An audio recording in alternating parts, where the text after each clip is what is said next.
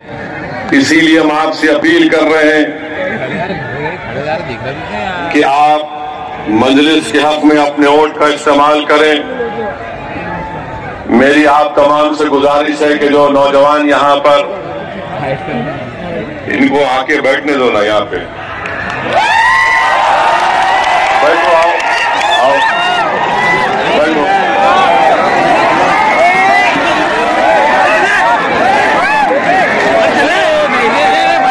Colony है, अली नगर है,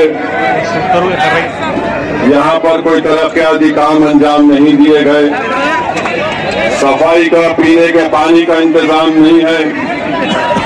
हाशमी नगर है, फातिमा नगर है, बुरे हाल में है। तो इसीलिए मैं आपसे अपील कर रहा हूँ कि आप तमाम मलकापुर में और जिले बुल्डाना में मजलिस इत्तेहादुल मुस्लिमीन को मजबूत करिए। और डॉक्टर गफ्फार कादरी साहब ने मुझे बताया कि शहर नासिक में 23 दिन से किसान लोग हड़ताल पर बैठे हैं।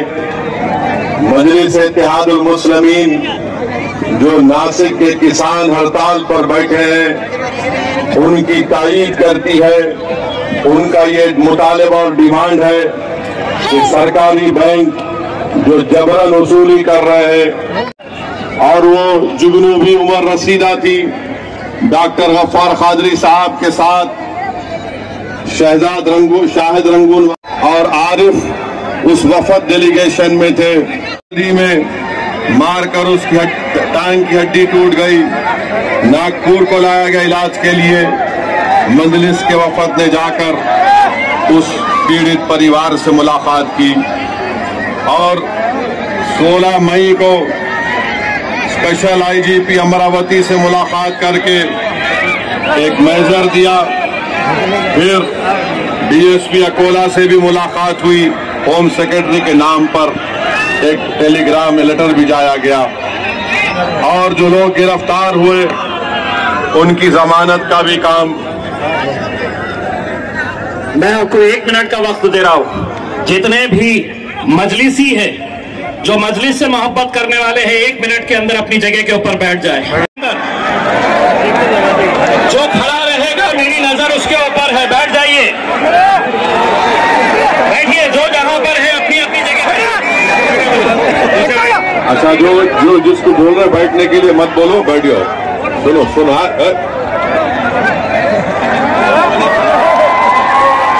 जलगांव जिले में बताइए कि ना तो उसका एफआईआर हुआ, बल्कि डॉक्टर गफ्फार कादरी साहब गए और नुमाइंदगी की। वहां पर उनकी वालदा से मुलाकात हुई तो वालदा ने कहा कि हमको इंसाफ चाहिए, हमको पैसे नहीं चाहिए। लुकमान अंसारी को 8 जून को मॉब लिंचिंग हुई खड़गा थाना के गांव में। डॉक्टर गफ्फार कादरी और मजलिस के साहिब पठान अमजद अंसारी को इगतपुरी नासिक जिले के पास औरक्षों ने मारपीट करके उनकी लाश को फेंक दिया। लुकमान की वालदा ने इंसाफ का मुतालबा किया। फिर खान की कस्टोडियल डेथ हुई, उनके खिलाफ एक्शन लिया जा सके। शेगांव तालुका में मजलिस के वफद ने डीएसपी अहमदनगर और कलेक्टर से मिला और मुलाकात की। वहां पर गैर जरूरी मुस्लिम अकलियत के नौजवानों को गिरफ्तार किया जा रहा था तो उनकी गिरफ्तारी को रोका गया। ये मुख्तसर सा मजलिस की कारकर्दगी का मैं आपके सामने इस बात को रखा हूं। मेरे अजीज दोस्तों और बुजुर्गों, मैं आपको ये बताना जरूरी समझता हूं कि ये जिलहिज का महीना है। हमारे इस्लामिक कैलेंडर के जिलहिज का महीना है, ये आखिरी महीना है। और मुहर्रम के महीने की खुसूसियत यह है कि करबला के मैदान में, भाई साहब आप लोग नहीं सुनना चाह रहे, फिर आप लोग खामोश बैठिए, आप लोग खामोश बैठिए। आपको हम वहां से यहाँ बुलाए ताकि आप सुन सके, तो अब आप सुनिए हमारी बात को। जो गरीब लोग हैं, आप जरा अभी आवाज नहीं आना, आप लोग मेरी आवाज को सुनना चाहिए। आप अपने आप से बात करने आए तो घर में जाकर बात करिए। सुनिए, ये जिलहिज का महीना है, हम कुर्बानी देते हैं जनवरी की और माह मुहर्रम में 10 मुहर्रम के दिन अल्लाह के रसूल कटाने वाले कामयाब होते हैं, सर झुकाने वाले नाकाम होते हैं। तो इस्लामिक कैलेंडर का आखिरी महीना जिलहिज है, इस्लामिक कैलेंडर का नया साल का पहला महीना मुहर्रम है। और ये इस दीन की खूबसूरती है कि साल का आखिरी महीना और साल का पहला महीना दोनों कुर्बानी का दर्ज देता है, दोनों कुर्बानी का दर्ज देता है। तो मेरी आपसे ये भी गुजारिश है कि आज से 1400 साल पहले, आज से 1400 साल पहले 10 जिलहिज के दिन अल्लाह के रसूल मोहम्मद मुस्तफा सल्लल्लाहु अलैहि वसल्लम ने अपना हिज्जतुल विदा में आखिरी खुतबा दिया। तो खुतबे में बहुत सी चीजें हैं, मगर रसूल अल्लाह सल्लल्लाहु अलैहि वसल्लम ने क्या खुतबा दिया और कहा कि सुनो, मैं तुम्हारे दरमियान में ज्यादा देर नहीं रहने वाला हूं। मोहम्मद सल्लल्लाहु अलैहि वसल्लम ने 1,15,000 लोग थे। रसूलुल्लाह सल्लल्लाहु अलैहि वसल्लम अपनी बात को अपनी ज़बान मुबारक से इरशाद फरमाते 3-3 बार। इस तरह का लाउड स्पीकर का इंतजाम नहीं किया। 1,15,000 का मजमा था। अल्लाह के रसूल सल्लल्लाहु अलैहि वसल्लम रहमतुल आलमीन, महबूब रब्बुल आलमीन अपनी ज़बान मुबारक से बोलते और सहाबा कराम 3-3 मरतबा उस बात को बोलते ताकि 1,15,000 के उनको समझ में आए और सुनाई दिए। रसूलुल्लाह सल्लल्लाहु अलैहि वसल्लम ने क्या कहा कि जिस तरह ये जिलहज का महीना मुबारक है, जिस तरह ये दिन मुबारक है, उसी तरह मुसलमानों की जान और माल हमारे लिए मुबारक है। तुम किसी की जान और माल नहीं। सुनो क्या फरमाया, नौजवानों तुम सुनो, तुमको अगर एक नेक इंसान बनना है तो सुनो। आका ने फरमाया सल्लल्लाहु अलैहि वसल्लम ने कि अल्लाह की नजर में ना गोरा बड़ा है ना काला बड़ा है। अल्लाह की नजर में ना कोई गोरा बड़ा है ना काला बड़ा है। अल्लाह की नजर में सबसे करीब वो है जिसके पास तक़वा है, जिसके दिल में अल्लाह का खौफ होगा, अल्लाह से कूट कूट कर मोहब्बत होगी और रसूल अल्लाह सल्लल्लाहु अलैहि वसल्लम के लिए उसका दिल धड़कता होगा, वो अल्लाह को बहुत पसंद है। तो याद रखो, जो काले को समझता है ये काला है और मैं गोरा हूं, तो रसूल अल्लाह सल्लल्लाहु अलैहि वसल्लम ने फरमाया कि ना गोरा बड़ा है ना काला बड़ा है, ना अरब बड़ा है ना अजमी बड़ा है। जिसके पास तक़वा है वो अल्लाह के करीब बहुत बड़ा है। फिर रसूल अल्लाह सल्लल्लाहु अलैहि वसल्लम ने फरमाया कि अपनी औरतों पर जुल्म मत करो, अपनी औरतों पर जुल्म मत करो, उनसे नरमी रखो, उनसे नरमी रखो। तो मुसलमानों, जब तुम घर में जाओगे, अगर तुम्हारे घर में तुम्हारी बीवी है, तुम्हारी बहन है, तुम्हारी मां है, तो तुम उनसे नरमी का रवैया अख्तियार करो। जिसकी बीवी है उससे नरमी का रवैया अख्तियार करो, उसको इज्जत दो, मुकाम दो, वो तुम्हारी शरीक हयात है। रसूलुल्लाह सल्लल्लाहु अलैहि वसल्लम ने फरमाया कि अपनी औरतों से नरमी का रवैया रखो। और रसूलुल्लाह सल्लल्लाहु अलैहि वसल्लम ने फरमाया किसी का कत्ल मत करो नाजायज तौर पर। मुसलमान किसी का कत्ल नहीं करता नाजायज तौर पर। रसूलुल्लाह सल्लल्लाहु अलैहि वसल्लम ने फरमाया अपने गुलामों से नरम रवैया अख्तियार करो। मेरे अजीज दोस्तों और बुजुर्गों, ये मोहम्मद मुस्तफा सल्लल्लाहु अलैहि वसल्लम का आखिरी खुतबा है, बल्कि दुनिया में इंसानियत की हिस्ट्री में अगर किसी को देखना है चार्टर ऑफ ह्यूमन राइट्स, तो रसूल अल्लाह सल्लल्लाहु अलैहि वसल्लम के आखिरी खुतबे हुज्जतुल विदा को पढ़ ले। तो मेरे नौजवानों, अल्लाह के रसूल सल्लल्लाहु अलैहि वसल्लम के इस आखिरी खुतबे के अल्फाज को याद रखो कि किसी मुसलमान के माल को या किसी के भी माल को या किसी के जान पर आप किसी पर हमला नहीं कर सकते। अपनी औरतों से अपनी और तोड़ दो ये जंजीरें। कोई काला है, कोई बड़ा है, कोई खानदानी है, कोई फुला तुरुमची है, कोई नवाब है। अरे कोई अल्लाह की नजर में सब बराबर है। कोई काले को गोरे को काले पर फौकियत नहीं है। तुम्हारा खानदान बानदान होगा मगर अल्लाह की नजर में कुछ नहीं है उसकी हैसियत। तुम में अल्लाह का खौफ होगा, तुम में रसूल अल्लाह सल्लल्लाहु अलैहि वसल्लम से मोहब्बत होगी। और रसूल अल्लाह सल्लल्लाहु अलैहि वसल्लम ने अपने आखिरी खुतबे में फरमाया, नमाज पढ़ो, रोजा रखो, ज़कात दो। नौजवानों, रोजा नमाज पढ़ो। मुसलमानों की पहचान कैसे होगी? मस्जिदों को आबाद रखने से होगी। नौजवानों, तुम अगर चाहते हो कि तुम्हारा दीन मजबूत हो, तुम मजबूत हो, तो अपने सरों को, अपने आंखों को अल्लाह के आगे सजदे में झुकाओ। रोजे रखो, जिसके पास दौलत है ज़कात निकालो, कमजोरों की मदद करो, गरीबों की मदद करो।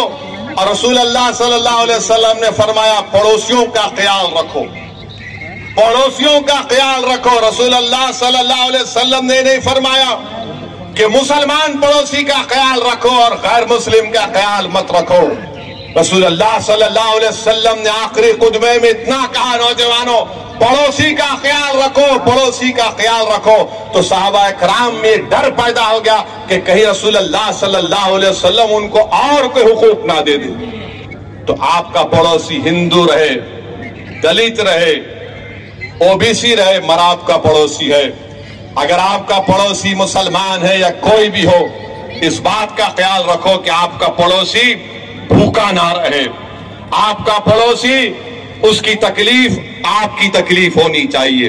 अगर आप रसूल अल्लाह सल्लल्लाहु अलैहि वसल्लम से, हम तमाम उनके उम्मती हैं, हम रसूल अल्लाह सल्लल्लाहु अलैहि वसल्लम के उम्मती हैं। और हमारे लिए सबसे बड़ा तुर्रे इम्तियाज क्या है कि हम मोहम्मद सल्लल्लाहु अलैहि वसल्लम के गुलामों के गुलाम हैं।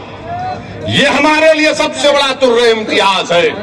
ये हमारे लिए इम्तियाज नहीं होना चाहिए कि इसके पास दौलत है तो बड़ा है, ये एमपी है तो बड़ा है, ये प्राइम मिनिस्टर है तो बड़ा है। अरे सबसे बड़ा इम्तियाज ये है कि हमको अच्छे इंसान बनना है। तो मेरे अजीज दोस्तों और बुजुर्गों, मेरे गयूर नौजवानों, मेरी इन बातों पर गौर करो। नेक बनो, अच्छे बनो, कल मुस्तकबिल तुम्हारा होगा। नौजवानों, जो तुम आज यहाँ खड़े होकर इस दीवाने की बात सुन रहे हो, अगर तुम नेक हो जाओगे तो ताकतवर लोग तुम्हारे सामने अपना सर झुका देंगे। तुम मस्जिदों में जाकर अपने चेहरों को झुकाओगे सजदे में, अपने पेशानियों को जमीन पर रगड़ कर अल्लाह से भीख मांगोगे कि अल्लाह माफ कर दे। तो खुदा की कसम, पूरे को भूल चुके हो तुम। कुरान और सुन्नत को मत भूलो। हमारी पहचान कुरान और सुन्नत है। ये अल्लाह के रसूल सल्लल्लाहु अलैहि वसल्लम ने इरशाद फरमाया। मेरे अजीज दोस्तों और बुजुर्ग, अभी इम्तियाज जलील साहब ने ये बात कही है कि 2024 में नरेंद्र मोदी को दोबारा वजीर आजम, प्रधानमंत्री बनने से रोकना है। हम भी यही चाहते हैं, हम भी यही चाहते हैं कि इंशाअल्लाह नरेंद्र मोदी तीसरी मर्तबा देश के प्रधानमंत्री ना बने। कोई बिहार पटना में मीटिंग हुई, लोगों को बिठाया गया, बातचीत हुई। मैं इम्तियाज जलील साहब, अगर ये लोग जो सिर्फ अपने आप को बड़ा समझते हैं और इनको बड़ी गलत फहमी है कि वही हरा सकते नरेंद्र मोदी को। मेरे प्यारे,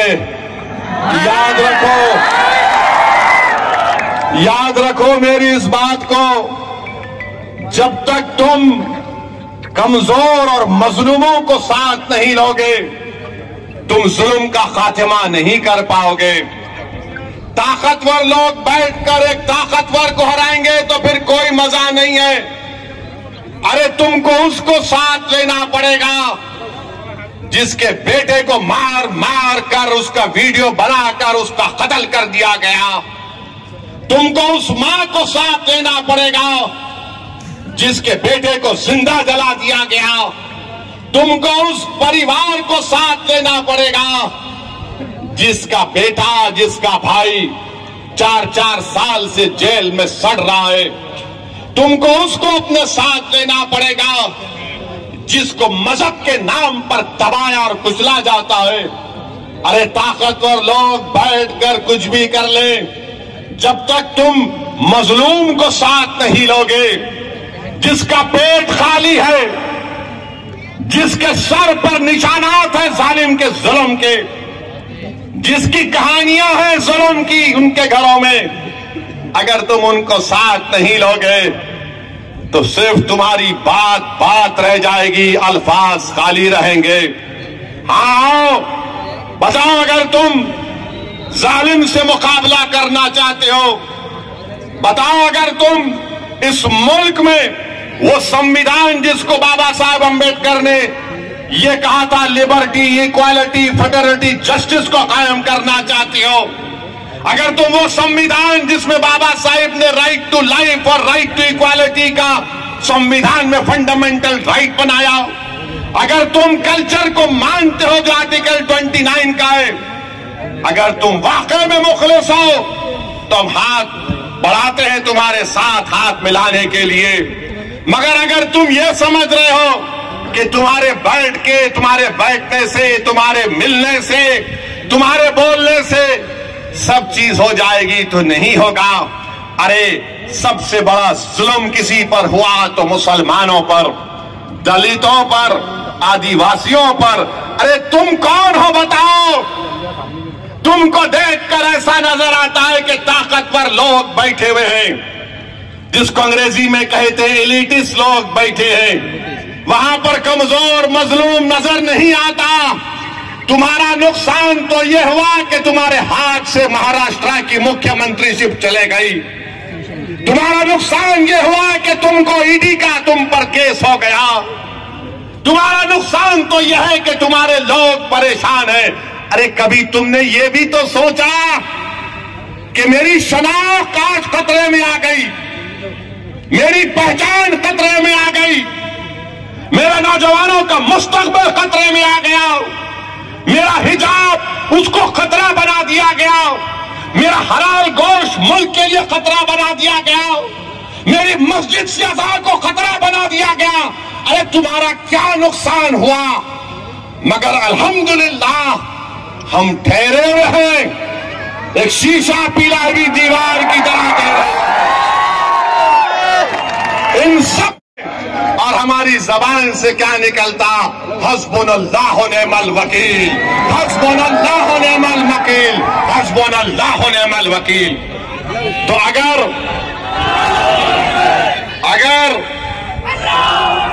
ये आपकी सोच होगी तो बराबर हम तैयार हैं। मगर अगर आप ये समझेंगे कि 16 चौधरियां बैठकर एक बड़े चौधरी से मुकाबला करेंगे तो नहीं होगा।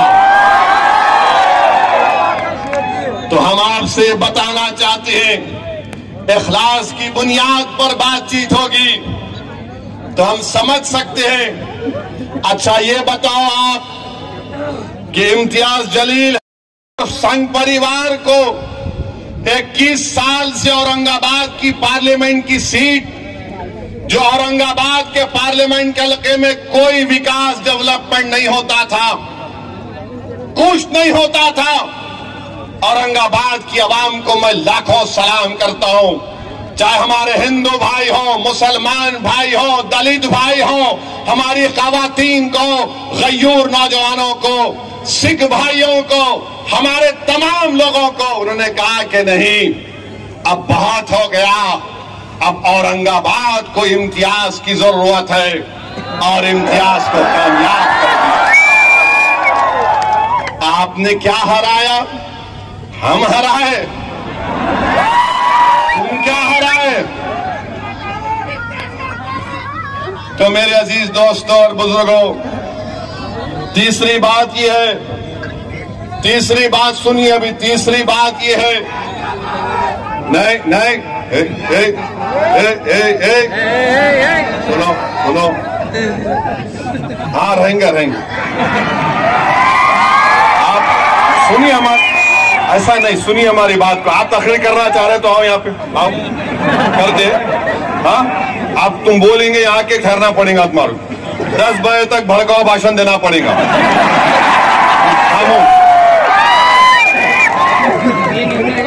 अब तीसरी बात यह है, महाराष्ट्र में उद्धव ठाकरे की हुकूमत थी, उद्धव ठाकरे मुख्यमंत्री थे, शिवसेना सेक्युलर है। आप सेक्युलर मानते शिवसेना को? कितने सेक्युलर नहीं मानते? हाथ उठाओ। उधर पीछे नहीं उठा रहे, डर रहे क्या?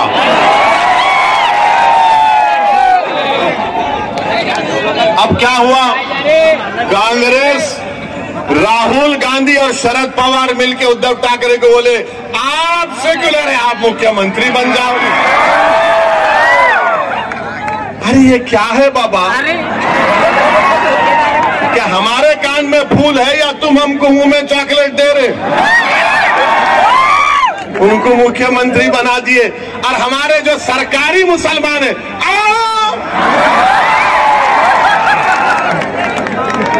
ये सरकारी, अरे नहीं भाई, ये उन्हें नहीं तो इन्हें। अरे ये कौन सी बात हुई? मैं मर्द नहीं, मेरा भाई मर्द बोल दो, कैसा?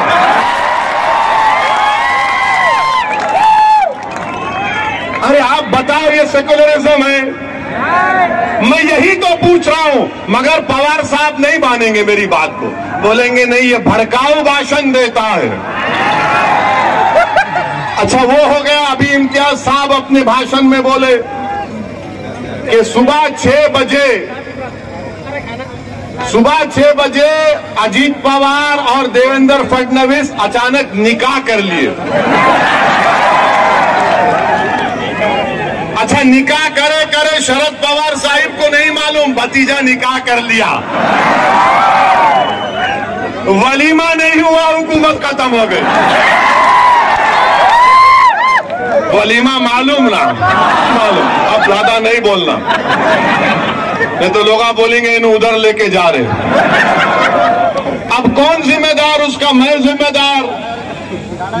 अब आप बताइए कि ये मामलात है। अच्छा ये लोग बोलते हैं कि नहीं मुसलमान हमको वोट देना, वोट देना आपका इख्तियार है, दलित वोट देना उसका इख्तियार है, हमारे दलित भाइयों का। मगर आप बताइए, आपने मुस्लिम अकलियत को रिजर्वेशन क्यों नहीं दिया उद्धव ठाकरे? क्या एक मराठा का बच्चा डॉक्टर बनेगा? मुसलमान मोची का बच्चा डॉक्टर नहीं बनेगा। एक मराठा का बेटी आईपीएस अफसर बनेगी, तो क्या एक टीचर की बेटी आईपीएस अफसर नहीं बनेगी जो मुसलमान है? मगर आपने नहीं दिया। हमारी गरीबी यह है कि 83% महाराष्ट्र के मुसलमानों के पास एग्रीकल्चर लैंड नहीं है, 56% मुसलमान के पास कोई एसेट नहीं है, और सिर्फ 0.7% मुसलमान जो महाराष्ट्र के हैं वो, अगर हमको रिजर्वेशन नहीं देंगे, उद्धव ठाकरे बोलेंगे मराठा को मिलना बराबर मिलना, मगर हम क्या गुनाह करें?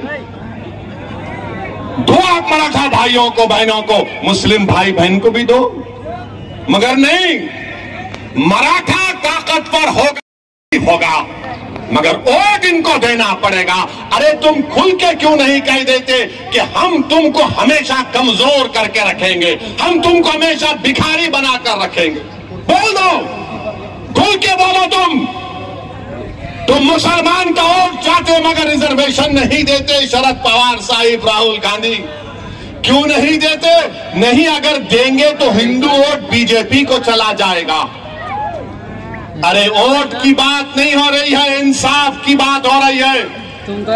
इंसाफ जब करोगे तो मजहब को छोड़ना पड़ेगा। इंसाफ मजलूम से होना चाहिए, कमजोर से पहले होना चाहिए, मगर उसके बाद नहीं करते। आपको मालूम, पिछले साल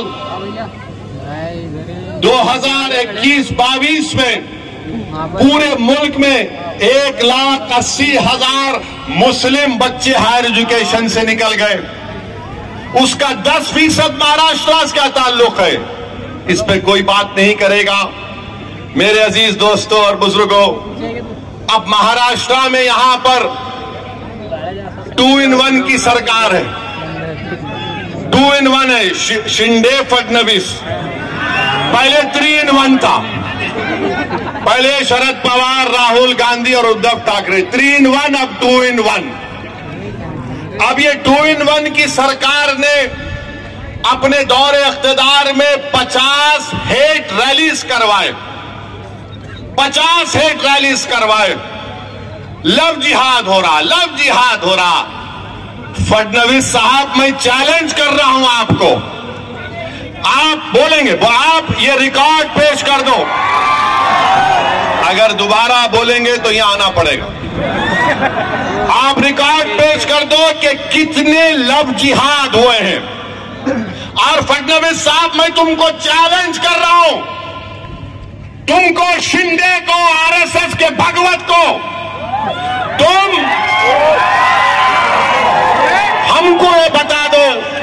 हमको ये बता दो कि लव जिहाद का डेफिनेशन क्या है। किसको लव जिहाद बोलते बताओ, डिफाइन करो। तुम नहीं कर सकते। और नतीजा क्या हुआ? कोल्हापुर, अकोला, जलगांव, अहमदनगर जो मैंने जिक्र किया, ये सब तमाशे हुए। हम महाराष्ट्र की हुकूमत से, महाराष्ट्र के ब्यूरोक्रेसी से, पुलिस डिपार्टमेंट से ये कह रहे हैं कि आप सरकार की बातों में मत आओ, महाराष्ट्र के पीस को मेंटेन करो। आप सरकार को खुश करने के लिए आईपीसी इस्तेमाल मत करो। आप जो एक्यूज्ड हैं उनके खिलाफ इस्तेमाल करो। अमन जरूरी है। सरकारें आएंगी और चले जाएंगी। हम उम्मीद करते कि महाराष्ट्र के आला पुलिस ओहदेदार अपनी जिम्मेदारी को निभाएंगे।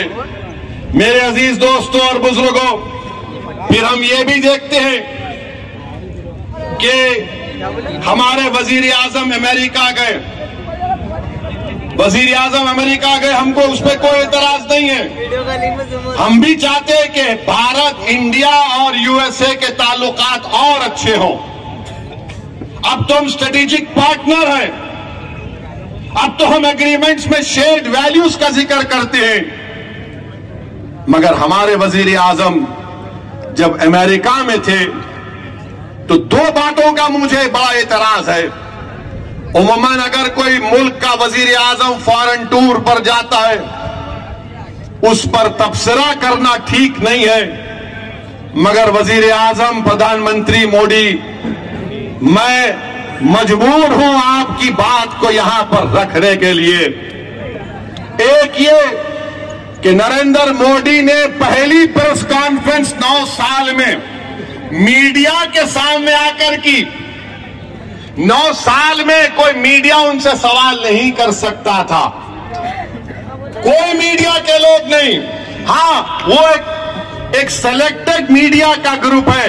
जैसा एक इंटरव्यू लेने वाले पूछा, मोदी जी आपको आम पसंद है? काटने के पसंद है या चूसने के पसंद है? देखा तो अभी भी इतना बुढ़ा हो के दूध फल से पीता। फिर एक रिपोर्टर पूछा, कुछ आप अपने जेब में बटवा रखते, कहीं को तेरे को धिंगाना होना समझ नहीं। मगर वहां की एक रिपोर्टर ने, वॉल स्ट्रीट जर्नल के एक रिपोर्टर ने भारत के वजीर आजम से जो सवाल किया, देश के प्रधानमंत्री, मुझे बड़ी तकलीफ हुई, बड़ी पीड़ा हुई कि इस तरह से आपसे सवाल किया गया कि आप 9 साल से भारत के वजीर आजम प्रधानमंत्री हैं, 300 MP आपके पास हैं, और आपसे सवाल करने वाला ये सवाल करता है कि क्या आप भारत के मुसलमानों के लिए उनकी तकलीफ को दूर करने के लिए आप क्या काम करेंगे, और फ्रीडम ऑफ एक्सप्रेशन के लिए आप क्या करेंगे। देश के प्रधानमंत्री, मैं खुश होता अगर आपसे सवाल होता कि आप उस देश से आते हैं जहां पर 50% आबादी भारत की 28 साल के नौजवानों पर मुश्तमिल है। मैं खुश होता इस बात से कि अगर रिपोर्टर आपसे सवाल करती कि बताइए मेक इन इंडिया में आपने क्या क्या बनाया। मैं खुश होता अगर रिपोर्टर आपसे पूछती कि क्या आपने 5 ट्रिलियन इकोनॉमी के उस टारगेट को हासिल कर लिया। मैं खुश होता अगर उस फॉरेन रिपोर्टर आपसे बोलती कि भारत में इन्फ्लेशन कम करने के लिए आपने क्या किया। मैं खुश होता अगर रिपोर्टर आपसे पूछती कि पूरी दुनिया में सबसे ज्यादा बेरोजगार अगर नौजवान है तो भारत में उसकी बेरोजगारी के लिए आप क्या किए। मगर उस रिपोर्टर ने 9 साल के वजीर आजम, 300 MP रखने वाले वजीर आजम से पूछा, मुसलमानों की तकलीफ को दूर करने के लिए आप क्या कर रहे हैं, फ्रीडम ऑफ एक्सप्रेशन के लिए क्या कर रहे हैं। तो हमारे वजीर आजम ने कह दिया कि हमारे DNA में डेमोक्रेसी है, डिस्क्रिमिनेशन नहीं है। प्रधानमंत्री, सच्चाई को मैं अब बयान कर रहा हूं। क्या मणिपुर में 300 चर्चिस को जला दिया गया, क्या वो डिस्क्रिमिनेशन नहीं है? 300 चर्चिस मणिपुर में जला दिए गए। क्या उत्तरकाशी में मुसलमानों से नहीं कहा गया कि छोड़कर भाग जाओ, तुम्हारा बायकॉट किया जाएगा? ये डिस्क्रिमिनेशन नहीं है। वजीर आजम, क्या आपका दिल्ली का MP ने नहीं कहा कि मुसलमानों से कोई खरीदो फरोख्त मत करो, क्या ये डिस्क्रिमिनेशन नहीं है? वजीर आजम, क्या आपने CAA का कानून मजहब की बुनियाद पर नहीं बनाया, क्या ये डिस्क्रिमिनेशन नहीं है? माइनॉरिटी वेलफेयर का बजट आपने 40% कम कर दिया, क्या ये डिस्क्रिमिनेशन नहीं है? आपने मौलाना आजाद फेलोशिप को खत्म कर दिया अल्पसंख्यक समाज के लिए। अब कोई मुसलमान बच्चा फेलोशिप और PhD नहीं कर पाएगा, क्या ये डिस्क्रिमिनेशन नहीं है? प्रधानमंत्री, डिस्क्रिमिनेशन यही भी है कि आपके 306 MP में एक मुसलमान MP नहीं। डिस्क्रिमिनेशन यह भी है कि आपके पास एक मुस्लिम मिनिस्टर नहीं। बताओ प्रधानमंत्री, फिर आपने क्यों कहा ये? मुझे बड़ी तकलीफ हुई कि आप से इस तरह का सवाल वॉल स्ट्रीट जर्नल के जर्नलिस्ट ने कर दिया। हम तो उम्मीद करेंगे कि भारत के जर्नलिस्ट भी पप्पा जी से इस तरह का सवाल करेंगे। नहीं करेंगे नहीं मालूम, मगर अफसोस हुआ देश के प्रधानमंत्री, आपसे इस तरह का सवाल हुआ। दूसरी बात, जो देश के प्रधानमंत्री वजीर आजम ने वहां की कांग्रेस को तकरीर की, जिसमें अमेरिका के पार्लियामेंट, कांग्रेस और सेनेटर्स बैठे हैं, उसमें प्राइम मिनिस्टर ने कहा कि हमको 75 साल की आजादी 1000 साल की गुलामी के बाद मिली। देश के प्रधानमंत्री, आप क्यों ये झूठ बोलते हैं कि 75 साल की आजादी 1000 साल की गुलामी के बाद आप बोलते मिली है? तो फिर देश के प्रधानमंत्री, आप ये बताओ कि अगर 75 साल की आजादी जो हमको मना रहे, 1000 साल की गुलामी से मिली, तो फिर अंग्रेज तो 200 साल हुकूमत किए ना। क्या मराठा लोगों की हुकूमत नहीं थी? क्या पेशवाओं की हुकूमत नहीं थी? क्या चोलास की हुकूमत नहीं थी? क्या विजयनगरा की हुकूमत नहीं थी? क्या यादवा हौसला की हुकूमत नहीं थी? क्या एक गुलाम जिसका नाम मलिक अंबर हो उसकी हुकूमत नहीं थी? प्रधानमंत्री आप कहां भूल जाते हैं? आप खाली एक ही आंख से देखते, बस वो दिख गया, वो नहीं। प्रधानमंत्री लाल किले पे जो खड़े हो कि आप 15 अगस्त को झंडा लहराएंगे, ताजमहल, ये सब क्या है? ये भी तारीख का हिस्सा है प्रधानमंत्री, हिस्ट्री का हिस्सा है। मगर जो 500 साल पहले हुआ, आप असदुद्दीन ओवैसी से पूछ रहे, तुम बोलो। अरे भाई साहब, हम जो है बाबा आदम की औलाद हैं। सुने फडणवीस, हम बाबा आदम की औलाद हैं। और बाबा आदम जब दुनिया में पहला कदम रखे तो हिंद में रखे, तो जब अब्बा यहां पे कदम रखे तो ये अब्बा की जमीन हो गई,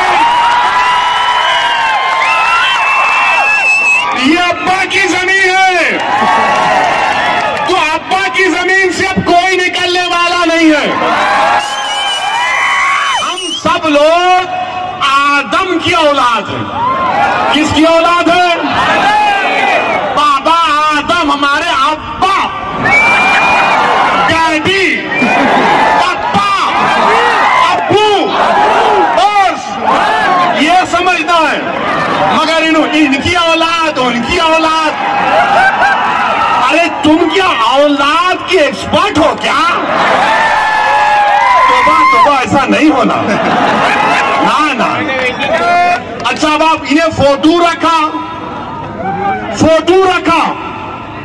तो भारत का जब कॉन्स्टिट्यूशन बना, भारत का जब आईन बाबा साहेब अंबेडकर बना दिए, उसकी पहली किताब में बाबा साहेब अंबेडकर ने पहली किताब बनाई। जितने कॉन्स्टिट्यूएंट असेंबली के लोग थे उन सब ने उस पर दस्तखत की। उस सब पर, सुनो भाई, उस सब पर उन्होंने साइन की। बड़े बड़े लोग जिन्होंने इस मुल्क को आईन दिया, जो कॉन्स्टिट्यूएंट असेंबली में जो लोग बैठे थे, उनका दिमाग, उनकी सोच, उनकी फिक्र, उनकी कुर्बानी नरेंद्र मोदी से बड़ी थी, हर एक से ओवैसी से बड़ी थी। उस पहली किताब में सबके फोटोज है, उसमें टीपू की भी फोटो है। आप निकाल दो उस फोटो को, आप निकालो ना उस फोटो को, दम है तो निकालो। उस पहली किताब जिसको हमारे कॉन्स्टिट्यूएंट असेंबली के 4 फादर्स ने साइन किया, फोटो निकालो। अकबर की फोटो, झांसी की रानी की फोटो, गुरु नानक की फोटो, राम सीता लक्ष्मण की फोटो, गौतम बुद्ध की फोटो, महावीर की फोटो। अरे यही तो भारत है। मगर इनको 1000 साल में इनको विजयनगरा याद नहीं आता, चोलास याद नहीं आते। प्रधानमंत्री, और एक बात आपसे हम पूछना चाह रहे हैं। ये बराक ओबामा जानते? बराक ओबामा को अमेरिका के प्रेसिडेंट थे, उन्होंने दिल्ली को आए थे। हमारे प्राइम मिनिस्टर उनको अपनी हाथ से बड़ा नजाकत से चाय डाल के पिलाए थे। उन्होंने अपने इंटरव्यू में बोल दिए कि भारत में मुसलमानों पर जुल्म हो रहा है। और नरेंद्र मोदी क्या बोले थे उनके बारे में कि बराक, ऐसा ही कहा था, वीडियो देखो, मैं और बराक कैसी गुफ्तगू कर, तू तड़क की बात करती। प्रधानमंत्री जब तू तड़क की बात कर रहे तो ये बराक ओबामा इस तरह की बात क्यों कर दिए। बहरहाल मेरे अजीज दोस्तों और बुजुर्गों, हमारे देश में ये जो फिरका परस्ती का जहर बढ़ रहा है, इसको रोकने की जरूरत है। मेरी आपसे गुजारिश है कि पुरअमन रहिए मगर बुज़दिल मत रहिए। अमन को मजबूत करिए मगर खौफ को करीब आने मत दो। अमन को मजबूत करो मगर हालात से समझौता मत करो। अमन को मजबूत करो मगर अपनी जमहूरी लड़ाई को जारी रखो। तुम्हारे करीब ना डर आना चाहिए, तुम्हारे करीब ना यह गैर यकीनी कैफियत आना चाहिए। हिम्मतों को बुलंद रखो। ये भारत हमारा है। हम यहां पर बाबा आदम के जमाने से रह रहे हैं, बाबा आदम के जमाने से रह रहे हैं और सुबह कयामत तक रहेंगे इंशाअल्लाह ताला। सुबह कयामत तक रहेंगे, डरेंगे नहीं। संविधान के मुताबिक अपने दीन पर चलेंगे, अपने मस्जिदों को आबाद रखेंगे, यूनिफॉर्म सिविल कोड को कबूल नहीं करेंगे। हम अपने मजहब पर कल्चर की हिफाजत आर्टिकल 29 हमको देता है, हम उस पर चलते हैं। अभी खाली 10% बोला हूं, जब इलेक्शन होगा और 20% बोलूंगा। आप आएंगे ना? आएंगे ना? या खाली ऐसा ही बोल रहे और वोट देंगे ना? पतंग को देंगे ना? या फिर डर के बोलेंगे नहीं उनको दे? नहीं, अपनी पार्टी मजलिस पार्टी, अपना लीडर इम्तियाज, अपना लीडर गफ्फार कादरी। जब सब लोग अपने अपने लीडर को बना लिए, तुम भी लीडर बनो। बहुत बहुत शुक्रिया आपका। अस्सलाम वालेकुम व रहमतुल्लाह।